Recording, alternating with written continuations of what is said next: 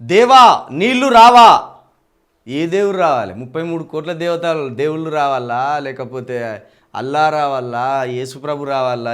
ఏ దేవుడు దిగొచ్చినా వాళ్ళని కూడా జైలు వేసేటట్టున్నాడు ఈ మూర్ఖుడు.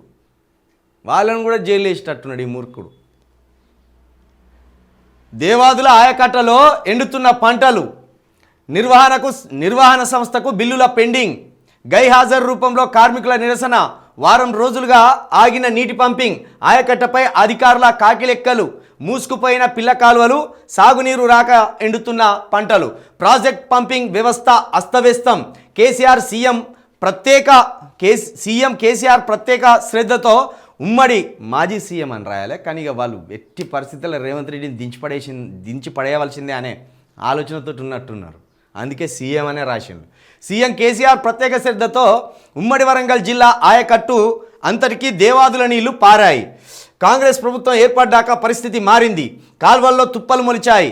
యాసంగిపై సరైన ప్రణాళిక లేకపోవడం, నిర్వహణ సంస్థకు బిల్లులు కూడా ఇవ్వకపోవడంతో వారం పాటు నీటి పంపింగ్ జరగలేదు. ఫలితంగా సాగునీరు అందక పంటలు ఎండిపోతున్నాయి. ఈ దృశ్యం చూపి తమ్ముడు ఒకసారి. ఈ దృశ్యం చూపి,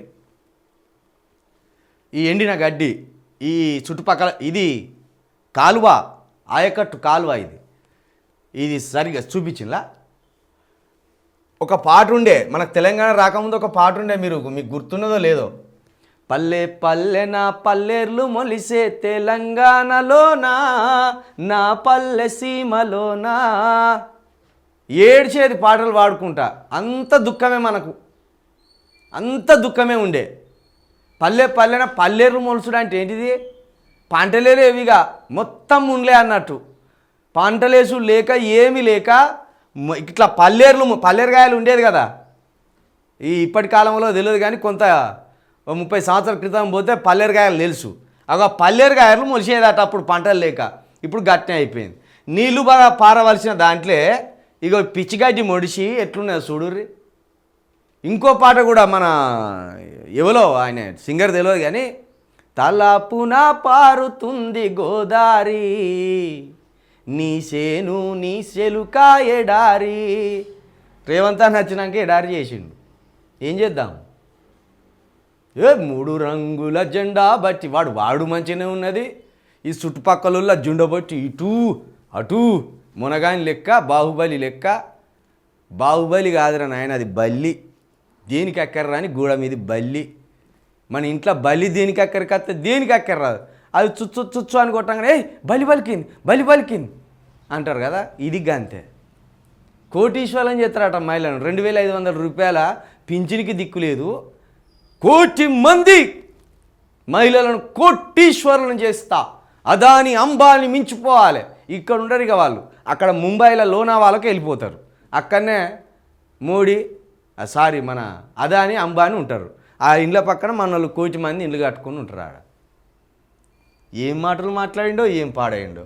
గిట్ల నానే మొత్తం ఎండిపోయి కాలబెట్టిన సాత్రం వలకాడులు ఎక్కువ ఉన్నది. తెలంగాణ వలకాడే చేస్తాను. నీళ్ళు వారుతా అంటే గల వారుతా అంటే మళ్ళీ ఈ దొంగ 3 రంగుల జెండా వాడిండు. ఈ దొంగ నర్సిరెడ్డి మళ్ళా గలగల్ల పారేటి గంగమ్మ తల్లిని నల్లరే గల్లకు పారించి నాడమ్మ. దొంగలకు వాడే పాట పాడిండు, మంచోళ్ళకు వాడే పాట పాడిండు. ఎట్ల మొక్కల్లో ఏందో అయినా అర్థమవుతలేదు. సినిమా పాటలు కూడా పాడిండంటే వేరు. రాజకీయ నాయకుల పాటలు మంచోళ్ళకైనా పాడిండు, దొంగలకైనా పాడిండు. గట్లున్నది ఆయన కథ. బాధ అనిపిస్తుందా నిజంగా? 10 సంవత్సరాల క్రితం ఏ మూలకు పోయినా నీళ్ళు పారేది. మస్తు సంబరం అనిపించేది నీళ్ళు పారుతా అంటే. పసిపిల్లలు ఆడుకున్నట్టు అనిపిస్తుంది నీళ్ళు పారుతా అంటే. నీళ్ళు ఉంటే కథం పచ్చదనం ఉంటుంది. పచ్చదనం ఉన్నదంటే కథం మన చేతిలో పైసలు ఉంటాయి. పచ్చదనం అనేది లేకుండా చేసిండ్రు. మొత్తం ఎడారిని లెక్క చేసిండ్రు, దుబ్బ పోసిండ్రు బతుకులల్లా. ఇప్పుడు మంచిగా మొత్తం కాంగ్రెస్ వాళ్ళు అనుకుంటా, గిట్ల కష్టాలలో ఉండాలి కానీ తెలంగాణలో ఎప్పుడు 4 రూపాయలు జేబులో కనబడతాయిరా వీళ్ళకు అన్నట్టు చేసిండు. ఏం చేస్తాం? చచ్చా మీ బతుకులలో మన్ను పోసుకున్నారు కాంగ్రెస్ కేసి. వాడు నిన్నోడు కామెంట్ పెడతాడు, ఇప్పుడే మంచిగున్నది అన్న, ఇప్పుడే మంచిగున్నది అంటాడు. వారికి ఉన్నాయి మొత్తం గుంజుకపోయేదాకా తెలిసేటట్లేదు పాపం. ఇప్పుడే మంచిగా అంటాడు. నాకు తెలిసి వ్యవసాయం చేస్తలేడు కావచ్చు ఆ తమ్ముడు. చేతలేడు కాబట్టి అని మంచిగా అనిపిస్తుంది.